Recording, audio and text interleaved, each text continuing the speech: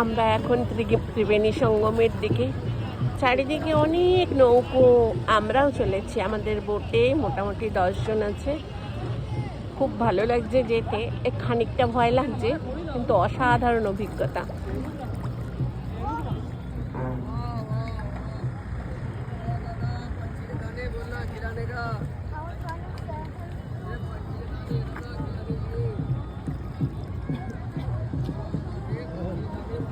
চারিদিকে ছোট বড় নৌকো।